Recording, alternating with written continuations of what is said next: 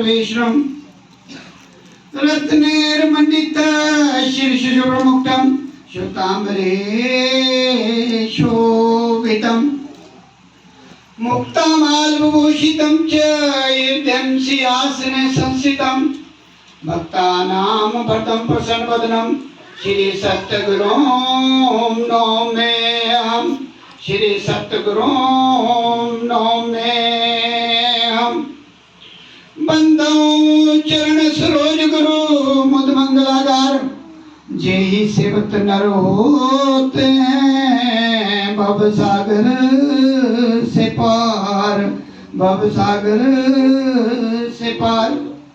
गुरु जी के सिमरण मात्र से नाशत विघ्न अनंत ताते सर्वारंभ में ध्यावत है सब संत ध्यावत है सब संत। जेहि खोजित ब्रह्मा थके सुर नर मुनि और देवा कहत कबीर सुन साधुआ कर सतगुरु की सेवा कर सतगुरु की सेवा। वेद शास्त्र और भागवत गीता पढ़े जो कोई तीन काल संतुष्ट मन बिना गुरु कृपा न होए बिना गुरु कृपा न होए।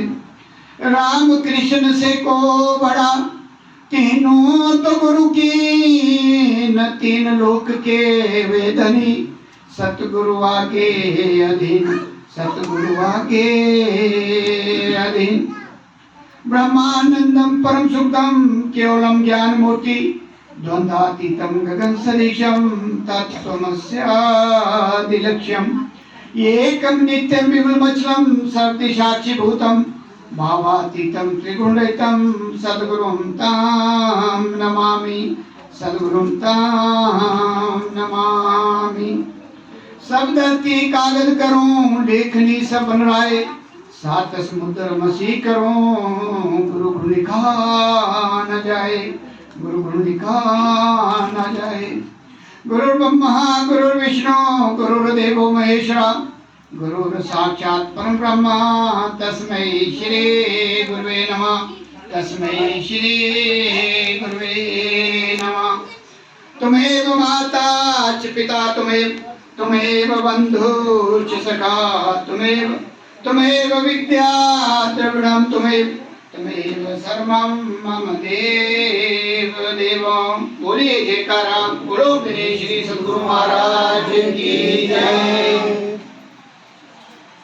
जगत वंदनीय प्रातः समनीय सर्वहितकारी अद्वैत मत के संस्थापक दादा गुरु श्री परमहंस दयाल जी महाराज के चरणों में मेरा साष्टांग दंडवत कोटि कोटि प्रणाम।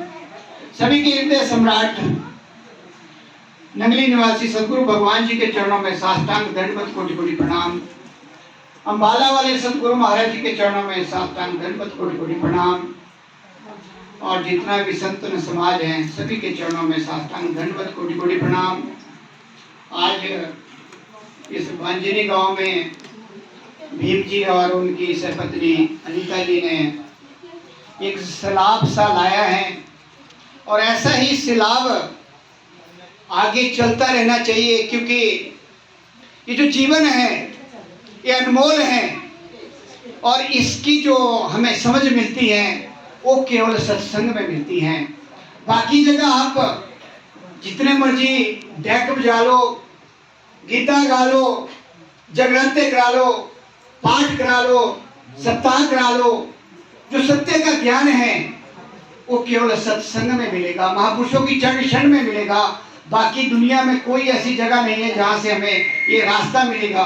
अगर अभी हम समझ जाते इस जीवन में इस बात को समझ जाते हैं तो बहुत अच्छा होगा, वरना फिर हमारे को उसी 84 लाख में फिर आना पड़ेगा, ए से शुरू करना पड़ेगा, फिर जेड में जाना पड़ेगा। अभी हमारे पास समय है कि हम क्यों ना सीधे जेड में पहुंच जाएं। तो इसलिए ये जो सत्संग की घड़ियां हैं सत्य का ज्ञान कि सच क्या है और झूठ क्या है वो सत्संग में मिलता है। तो मैं भाई भीम जी और उनके परिवार को बहुत बहुत बधाई देते हुए कि उन्होंने आज कोई फंक्शन भी रखा था लेकिन इस परिवार में गुरु महाराज की पहले से कृपा बनी हुई है, इसीलिए उन्हीं की प्रेरणा से आज आप जितने भी यहाँ जी पहुंचे हैं, जितने भी सत्संग प्रेमी पहुंचे हैं, गुरुमुख मनमुख या कोई दूसरे मिशन से जुड़े हुए, ये क्रेडिट भीम एंड इनकी फैमिली को जाएगा। क्योंकि कई बार हम खुशी के मौके पे अगर ऐसा एक संगम जिसको प्रयाग कहा जाता है बनाते हैं, तो सबसे बड़ी बात है कि जो उन्होंने आज भंडारा किया, जो इन्होंने अपने सारे रिश्तेदार बुलाए और जो भी इनका जो इनके मन में था कि हम उसके बाद सत्संग रखेंगे, और काफ़ी रोएं जो इसमें नई आज आई हुई हैं, जो हमारे गुरुमुख जितने भी हैं वो तो आते रहते हैं, लेकिन आज मुझे ऐसा लगा कि कुछ नई जो हमारे साथ जुड़ती हैं, आगे जुड़ती रहेंगी और वो आते हैं और सत्संग का लाभ उठाते हैं, तो हमें बड़ी खुशी होती है। हमारे आने का मकसद भी पूरा होता है, क्योंकि हमारा मकसद है कि हम सोए हुए हैं, सोए हुए को जगाना ही हमारा मकसद है। और गुरु महाराज ने हमें यही प्रेरणा दी है कि जनमानस सोया हुआ है, उसे जगाना है। सोया ऐसा नहीं है कि रात को सोया हुआ है, वो भगवान से जो असली काम है उससे उल्टा चला हुआ है, संसार में खोया हुआ है, अपने जो असली कमाई की तरफ उसका ध्यान नहीं है, उसका ध्यान है संसारी कमाई की तरफ। और ये संसार की कमाई हमारे यहाँ तक के जीवन की है, आगे की नहीं है। आगे की असली कमाई है कि सत्संग में जाइए तजमाया बीमार, जितने जितने पग धरती धरे कोटि यज्ञ समान। इसमें जो भी जहाँ से भी जिस भी प्रण से यहाँ पहुँचा है, गुरु महाराज की चरण शरण में जहाँ 68 तीर्थ, 33 करोड़ देवी देवता, सततम रज, आपके जितने भी जिसको भी हम मानते हैं, संसार का जो चक्रव्यूह है सभी विराजमान है। ये इतना बड़ा दरबार है कि इसके लिए देवी देवता भी तरसते हैं कि हमें भी इनकी चरण शरण मिले, हम भी इनका आशीर्वाद लें, क्योंकि ये हमारे पिता परमेश्वर का घर है, असली घर है, सतखंड का घर है, जहाँ आप इस समय विराजमान हैं। अगर हम बाकी जगह जाते हैं, उसमें आपको बहुत बार बताया जाता है, यहाँ कुछ नए जीव होंगे कि जी को डी हम क्या कहते हैं, भगवान गॉड, जी जनरेटर, कौन है जनरेटर? ब्रह्मा। ऑपरेटर कौन है? विष्णु। विष्णु के भक्ति समय मेरे ख्याल पूरे संसार में है। और उसके बाद आ जाता है डिस्ट्रक्टर, जो पल्ले लाता है, वो कौन है? वो है भोले शंकर। अब आपने अपने आप से प्रश्न पूछना है कि एक पावर ब्रह्मा के पास है, क्या है? सृष्टि को पैदा करना। और एक ही पावर विष्णु के पास है, क्या करते हैं? पालन करते हैं। और एक ही पावर भोले शंकर के पास है, वो क्या करते हैं? संहार करते हैं। और आपके पास क्या है? तीनों पावर है। अब इससे ये प्रश्न करना है, सत्संग में क्या मिलता है कि सच्चाई का ज्ञान। जो भोले शंकर के भक्त हैं अपने आप से प्रश्न करना है, जो विष्णु के भक्त हैं अपने आप से प्रश्न करना है, जो ब्रह्मा के भक्त हैं उन्होंने अपने आप से प्रश्न करना है, क्या मुक्ति हमें इनके जो हम भक्ति करेंगे उससे हमें मिल जाएगी या नहीं मिलेगी? इसका हल केवल सत्संग में मिलता है, बाकी जगह इसका कोई हल नहीं है। क्योंकि काल ने अपना संविधान बनाया हुआ है, ये जो शरीर है हमारा, ये सारा काल का है, ये जो 9 दरवाजे हैं। लेकिन कलयुग में कहा गया है कि चट मंगनी पट ब्याह। पहले 1 लाख वर्ष में जो तप होता था सतयुग में, वो आज कलयुग में 1 दिन में अगर आप भक्ति करते तो उसके बराबर मिलता है उसका फल। इतना फर्क है। इसलिए कहा है कि कलयुग में जो नाम का जाप करता है उसकी जल्दी से जल्दी मतलब सीढ़ियां ऊपर चढ़ती है। पहले जन्म भक्ति, दूसरे में सेवा, तीसरे में नाम और चौथे में अपने घर निज धाम पहुंच जाता है जी। लेकिन उसके लिए क्या है कि एक साधे सब सदे, सब साधे सब जाए। आपने क्या करना है? अब कई प्रश्न करते हैं, कई बार मैंने महात्मा जी हमारे नीचे से आते हैं तभी प्रश्न किया जाता है कि देवी देवताओं का क्या रोल है। हम देवी देवताओं को पूछते हैं। कबीर जी क्या कहते हैं, ध्यान से सुनना, कि जाप मरे जप्पा मरे अनहद भी मर जाए, सूरत समानी शब्द में ताको काल न खाए। इस बात को समझना, बहुत छोटे से शब्द हैं और इसमें पूरा संग्रह भरा हुआ है, पूरा जिसको आप थीसिस कहते हैं पूरा भरा हुआ है, इन शब्दों में भरा हुआ है। अगर हम जैसे हम पहली क्लास में जाते हैं, बच्चा पढ़ता है तो उसको बताया जाता है क ख ग ए बी सी डी, फिर सेंटेंस बनाए जाते हैं, फिर दूसरी क्लास में, फिर तीसरी में, फिर चौथी में। ऐसे ही अध्यात्म का है कि जाप मरे अजप्पा मरे अनहद भी मर जाए, सूरत समानी शब्द में ताको काल ना खाए। हमने देखना है कि उस स्टेज में पहुंचना है जहां हमारा काल कुछ नहीं कर सकता। लेकिन वो स्टेज कौन सी होगी, एकदम से नहीं आएगी। उसके लिए हमें जैसे क्या करते हैं, हम सवेरे नौकरी में जाते हैं, 9 बजे से 5 बजे तक की ड्यूटी होती है, हमारे को काम दिया जाता है तो इतना काम करना पड़ेगा, फिर आपको तनख्वाह मिलेगी, इतना मिलेगा। कि वो कमाई हुई ना हमारी, हम जब काम करेंगे तब वो कमाई होगी, तब देंगे वो शाम को हमारे को पैसे। अगर मजदूर शाम को 500 रुपये की दिहाड़ी लगाएगा, उससे काम लिया जाएगा। अब हम क्या करते हैं, हम नाम ले लेते हैं और नाम लेके शब्द भी ले लेते हैं और उसके बाद हम सत्संग में भी आते हैं, लेकिन जो हमारे को होमवर्क दिया जाता है उसको हम नहीं करते हैं। बहुत कम है, बहुत कम है। मैंने बहुत जगह ऐसा एक्सपीरियंस पाया है कि जो रूटीन में, मैंने कई जगह ऐसा देखा कि एक महीने के बाद आरती हो रही है।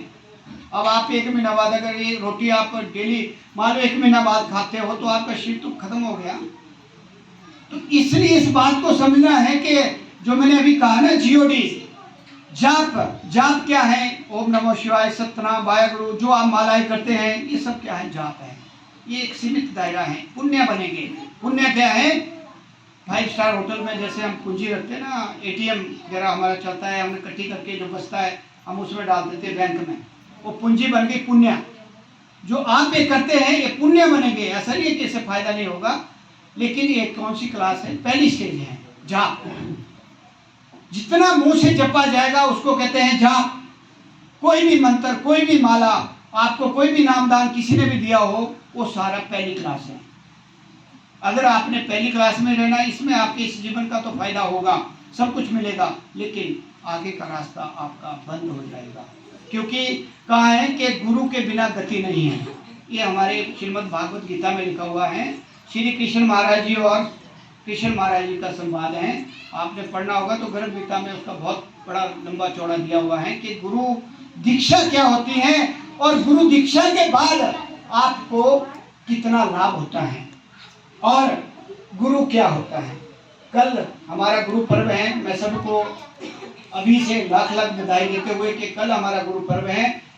जब से ये संसार चला है, हमारे इसमें आता है कि व्यास जी पहले गुरु हैं, उनके जन्मदिन पे ये मनाया जाता है और अभी से शुरू हो गया है, लेकिन आज से चला हुआ है प्रोग्राम। सारे हमारे बड़े बड़े दरबारों में चला हुआ प्रोग्राम आज से ही चला हुआ है, पाठ चला हुआ है। तो आप सभी को बहुत बहुत बधाई देते हुए, वो बहुत लंबा सब्जेक्ट है, उसको कभी फिर सुनाएंगे, क्योंकि जो उस पर अगर करना होगा तो कम से कम 2-2.5 घंटे लगेंगे।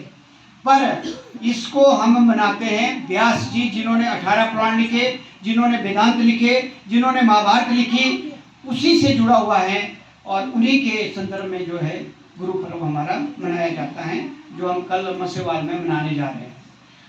तो फिर हमने क्या करना है, अब आप जो नाम ले चुके हैं उनका दूसरा मतलब जो है स्टेज, सेकंड स्टेज क्या है, अजप्पा जाप। अजप्पा जाप क्या है, जो केवल सांसों से चलेगा।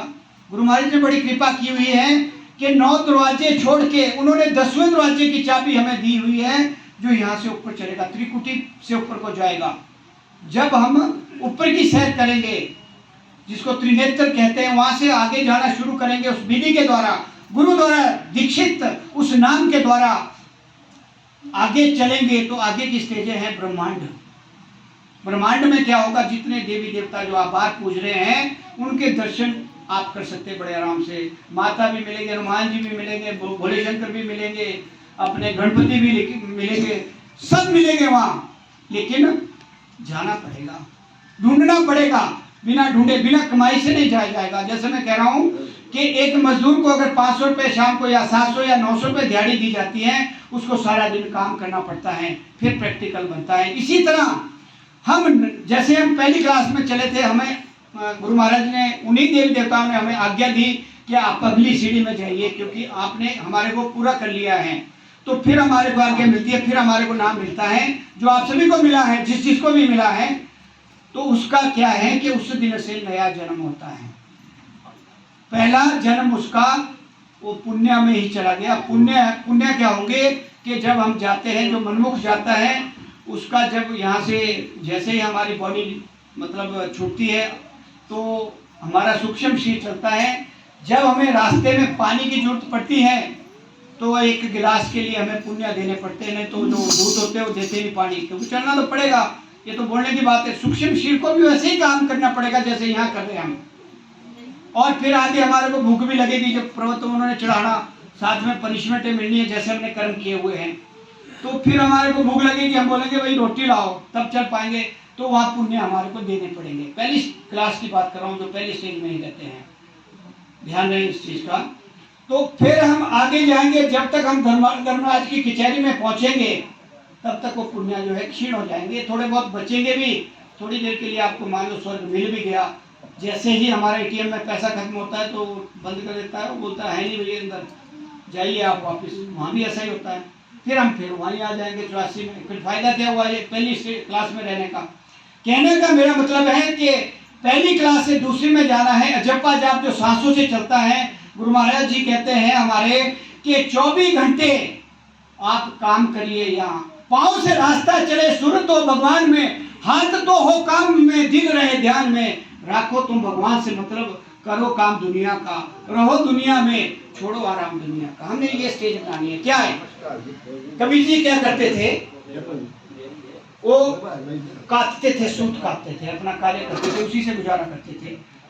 कई बार जैसे होते हैं ना हमारे मनमुखी, जिनको ज्ञान नहीं होता, गु अंधेरा, रू प्रकाश, जो अंधेरे से प्रकाश की ओर ले जाता है उसी को गुरु कहते हैं। तो उन्होंने क्या करना कि जितने भी आने के, हमने सुना है कि कबीर जी तो 24 घंटे राम नाम लेते हैं, उनको नाम मिला हुआ है। वो तो कहते सूत काटते रहते हैं। जो मैंने भी आपको श्लोक बोला कि हमारा पाँव से हम रास्ते को चल रहे हैं, पाँव से रास्ता चले सुरत हो भगवान में। सुरत कहाँ होनी चाहिए? जो आपको नाम मिला है। क्या मिला है? पोथी पढ़ी पढ़ी जग मुआ, पंडित भया ना कोई, 2.5 अक्षर प्रेम के पढ़े सो पंडित हो। जो 2.5 अक्षर का आपको दिया गया है उसको हमने ऊपर और नीचे सांस, गुरु महाराज जी हमारे हर समय अंदर बैठे रहने चाहिए। मतलब आपकी प्रैक्टिस इतनी हो जानी चाहिए कि जैसे ही ख्याल किया वो अंदर बैठे होने चाहिए। और बाद में क्या होता है, जब आगे बढ़ते हैं, जब मरे जपा मरे आनंद भी मर जाए। जब आप अगली क्लास में जाओगे, जैसे हम 10वीं करके 12वीं से चले गए और हमने बीए कर ली, तब आप उस स्टेज में पहुंचोगे। तब आप जब जो प्रैक्टिस करता है 4 बजे उठता है या 5 बजे, जो भी उठता है सवेरे, आप देखेंगे कि साइलेंस में जब आप बैठे होंगे या अपने कान कुल बंद करके, जैसे आपको युक्ति बताई है, तो वह एक आवाज़ आ रही है। कभी आपने बाहर देखना, जब वो हम जाते हैं ना एक सुनसान जगह में, तो एक कीड़े होते हैं, बड़ी प्यारी सी आवाज़ चली होती है। उसी तरह जब आप 4 बजे उठ के या कान बंद करके, या अगर आपको प्रैक्टिस हो गई तो वैसे ही चलती है, जब आप सुनोगे तो एक आवाज़ आती है, वो सीधी वहाँ से आ रही है जहाँ हमारा असली घर है, वो सीधी आ रही है और सीधी जहाँ हमारे, हम इसको सुन सकते हैं। और जो इसको सुनता है उसका मन लग जाता है, एकाग्र हो जाता है, थॉटलेस होना पड़ता है, उसको ज्ञान होगा कि कितना आनंद आता है। एक तो आनंद है ना, चाय पी, रोटी खाई, पनीर खाया, थोड़ी देर के लिए स्वाद आया। एक स्वाद है परमानेंट, परमानेंट स्वाद है आनंद, जिसको कहते हैं, जिसकी तरफ हम बढ़ रहे हैं, जिसकी तरफ हम जा रहे हैं। आप सभी उसी क्लास में हैं, क्योंकि इस क्लास में जब एडमिशन हो गई तो गुरु महाराज ने इतना कहा है, इतना उन्होंने आश्वासन दिया है कि जो नाम तक पहुंच गया, कम से कम कहते उसको मैं यम त्रासदी में नहीं जाने दूंगा, उसको मनुष्य का ही जन्म दूंगा। इतना उन्होंने हमारे साथ एग्रीमेंट किया हुआ है। जो सही चलेंगे, सात्विक जीवन, सत्य कर्म जो आपको दिया गया, ऑनेस्टी से अगर आप निभाओगे तो इतना मैं आश्वासन दे रहा हूँ कि गुरु महाराज ने वादा किया है कि आपको अगले जन्म ऐसी जगह में आपका जन्म होगा जहां आपको पहले दिन से सत्संग मिलेगा, ये पक्का है। इसलिए जो हम ऐसे सोचते हैं ये तो सत्संग होता है, आते हैं बोलते हैं, इसको लाइटली नहीं, क्योंकि जितने भी महापुरुष लोग हैं अगर आप उनके वाक्य सुनेंगे, उनके शब्द सुनेंगे, उनका एक्सपीरियंस देखेंगे, उनके वाणी देखेंगे, उसमें एक एक शब्द में इस चीज का निचोड़ है। लेकिन हम क्या करते हैं कि हम सत्संग में तो है यहाँ बैठे हुए शून्य पे, लेकिन जब बाहर चले जाते हैं तो फिर इतने खो जाते हैं कि हम सब कुछ भूल जाते हैं। 4 प्रकार के जीव सत्संग में आते हैं, एक गुरबाणी में है, ऊंगे, सूंगे, चूंगे और डूंगे। अब अपने आप से करना, अपने अंदर से जो प्रश्न कि मैं कौन सा हूँ। ऊँगने वाला क्या होता है, आए रोटी राटी की खाई हुई है, सुना थोड़ा सा भजन, आ जाएगा झटका, फिर आ जाएंगे। अच्छा, फिर दूसरे क्या होते हैं, वो क्या करते हैं, वो देखते रहते कैसा है, कैसा पाया हुआ है, कौन है, क्या बोल रहा है, इतने तक सीमित। फिर तीसरे प्रकार के होते हैं, वो सत्संग को बड़े प्यार से सुनते हैं, बड़े डिटेल में सुनते हैं, और जब दरवाजे में चले जाएंगे तो भूल जाएंगे। और चौथे प्रकार के जो आप जैसे लग रहे वो होते हैं सबसे श्रेष्ठ कैटेगरी के, सुनेंगे और एक एक शब्द का निचोड़ निकालेंगे घर में जाके, और फिर सोचेंगे कि वहाँ क्या बोल रहे थे, हमें क्या करना चाहिए। क्योंकि गुरु नानक देव जी कहते हैं कि जो सांस हमने ले ली वो आपकी है, उसके बाद अगली सांस का हमें भरोसा नहीं है कि कब, उसको बोलते कईयों के जानू में बैठा है काल, कईयों के छाती में बैठा है, कईयों के गले में, और कईयों के बिल्कुल वहाँ बैठा है। कि अभी जैसे मैंने देखा कि बहुत से ऐसे केस हुए, कुर्सी में बैठे चाय पी रहे थे, चाय पीते ही साइलेंट हार्ट अटैक और वहीं खत्म, हॉस्पिटल जाने की जरूरत ही नहीं पड़ती। तो हमें आज करे सो, क्या बोलते हैं, कल करे सो आज, आज करे सो अब, पल में परले होएगी बहुरी करेगा कब। इसलिए यहाँ इस क्लास में केवल चेतावनी दी जाती है कि जो सांसें हैं ये अनमोल हैं, इनका यूटिलाइज हमने कैसे करना है। आपको नाम मिला हुआ है, 1 घंटा सवेरे 1 घंटा शाम, 2 घंटे भी दोगे तो आपका ग्राफ ऊपर की तरफ बढ़ेगा। कहते हैं 1 घड़ी आदि, आदि से पुनियाद तुलसी संगत साथ की हरे कोटि न प्राप्त। क्या होता है, 1 घड़ी 24 मिनट, आदि 12 मिनट और उससे आदि 6 मिनट।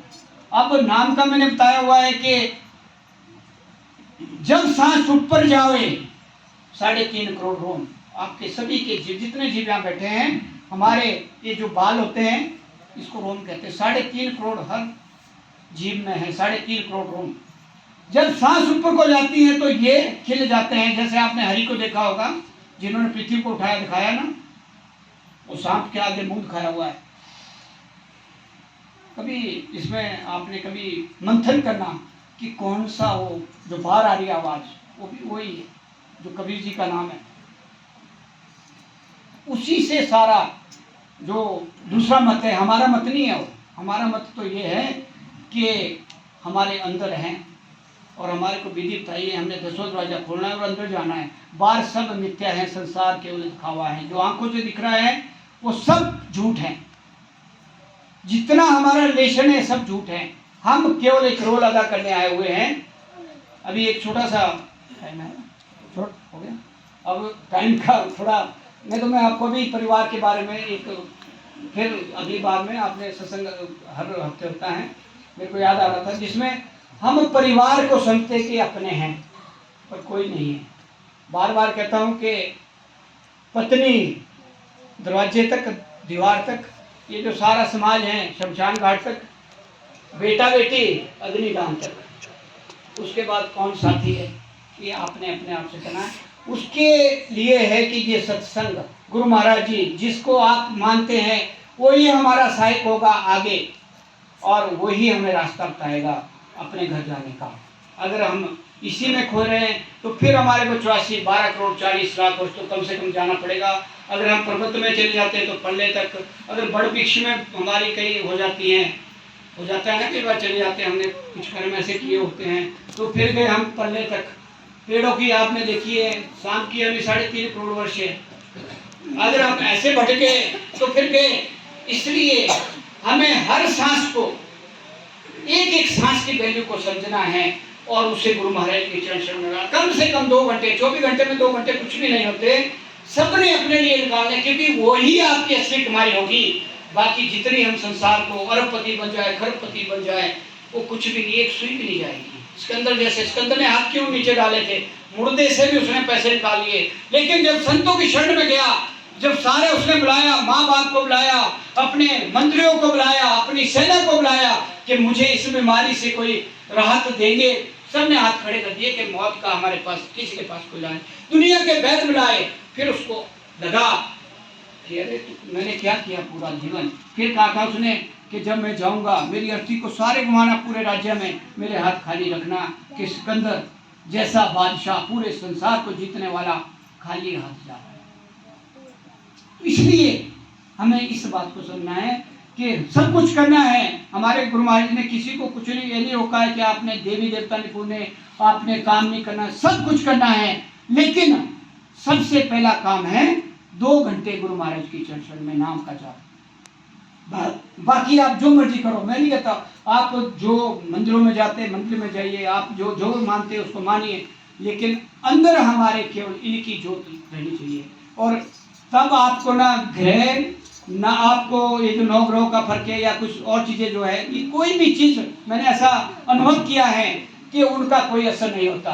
जो हमारे भ्रम है ना, भ्रम में हम जी रहे हैं, ऐसा हो गया, ऐसा हो गया, वैसा हो रहा है, कुछ नहीं होता। वहाँ बच्चे भी ठीक चलेंगे, संस्कारी बनेंगे, परिवार भी आपका बढ़िया चलेगा, और आपके जो आमदन है